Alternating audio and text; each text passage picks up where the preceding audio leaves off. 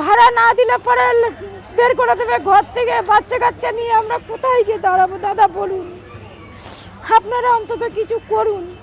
আজকে আমাদের এই যে 8 থেকে 900 হকার আমরা রাস্তায় বসে পড়েছি, আমরা কি খাবো?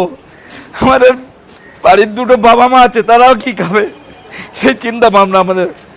আমি জানি না, আমাদের কিছু বলার নেই, সব শেষ হয়ে গেল। খাই, আমাদের কিছু বলার নেই, এবার না খেয়ে মরতে হবে, আর কি করবো, উপায় তো নেই। আমাদের তো চাকরি বাকরি নেই, আমাদের এই করে খাওয়া, এই করে মেয়ের পড়াশোনা করা, সব কিছু এর উপরে নির্ভর। পুরো তারটা কেটে দিল, এখান থেকে পুরো তার কেটে দিল।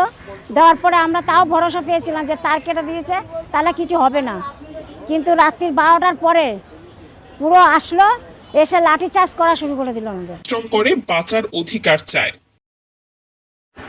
আজ এই ভিন্ন ধরনের ভিডিওটি আপনাদের কাছে কেমন লাগলো অবশ্যই আপনাদের মূল্যবান মতামত কমেন্ট বক্সে লিখে যাবেন। আর যদি ভবিষ্যতে এই ধরনের ভিডিও দেখতে চান অবশ্যই কমেন্ট করে জানাবেন। ভিডিওটি ভালো লাগলে অবশ্যই লাইক করবেন, আর চ্যানেলে নতুন হলে চ্যানেলটি সাবস্ক্রাইব করে পাশে থাকবেন।